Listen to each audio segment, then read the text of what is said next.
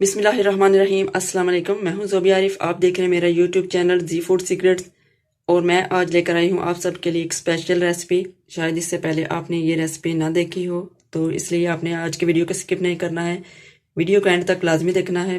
बहुत ही खास रेसिपी है ये आज की। शायद इससे पहले आपने ये चटनी नहीं खाई होगी, ना ही बनाई होगी। मैं बनाने लगी हूँ आप सबके लिए करेले, सब्ज मिर्च और दही की चटनी।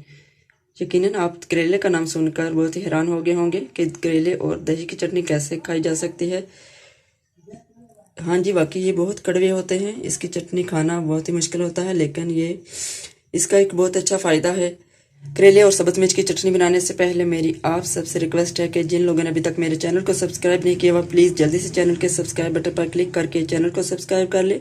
साथ ही बेल आइकन पर भी क्लिक कर ले ताकि नई आने वाली वीडियोज़ भी बर वक्त आप तक पहुँचती रहेगी। तो चलें जल्दी से मैं चटनी बनाना स्टार्ट करती हूँ। सब्ज़ मिर्च करेले की चटनी बनाने के लिए मैंने एक अदद करेला लिया है, जिसको मैंने काट के उसके बीज निकाल लिए हैं, ये आप देख सकते हैं।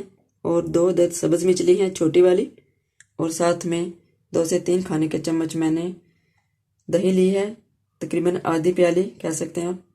चटनी बनाने के लिए मैंने दोरी डंडा ले लिया है, ये आप देख सकते हैं। और सबसे पहले करेले डालूंगी।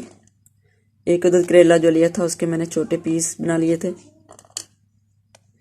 और इसको कूट लूंगी। इसको डंडे के साथ अच्छी तरह से कूट लेना है। सब्ज़ मिर्च भी डाल लूंगी साथ ही। 2 अदद सब्ज़ मिर्च ली थी मैंने।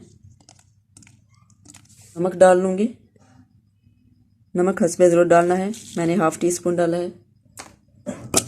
चटनी को अच्छी तरह से कूट लेना है, बारीक पीस लेना है जी। तो आप देख सकते हैं चटनी को मैंने अच्छी तरह से कूट लिया है,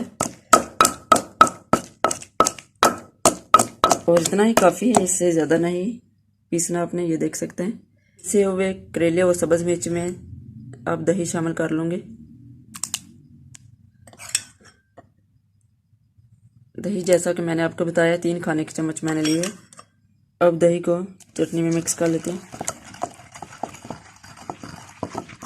अच्छी तरह से मिक्स कर लेना है जी। तो आप देख सकते हैं चटनी हमारी तैयार हो गई है। बहुत ही ज़बरदस्त चटनी बनी है। देखने में तो बहुत मज़े की लग रही, लेकिन थोड़ी सी कड़वी होगी करेले की वजह से, क्योंकि इसमें मैंने करेले डाले हैं। एक अदद करेला मैंने इसमें डाला है, तो इसलिए चटनी थोड़ी सी कड़वी लगेगी खाने में। लेकिन ये चटनी उन लोगों के लिए बहुत ही अच्छी और मुफीद है जिन लोगों को जिस्म में हारिश और फोड़े फिंसियों का मसला बना हुआ है। तो वो लोग ये चटनी बनाकर एक दफ़ा ज़रूर ट्राई कीजिएगा। सिर्फ 3 दिन आपने लगातार ये चटनी खानी है, इंशाल्लाह आपकी हारिश बिल्कुल ठीक हो जाएगी। तो ये थी मेरी आज की एक छोटी सी रेसिपी की वीडियो। उम्मीद करती हूँ कि ये रेसिपी भी आपको ज़रूर पसंद आई होगी।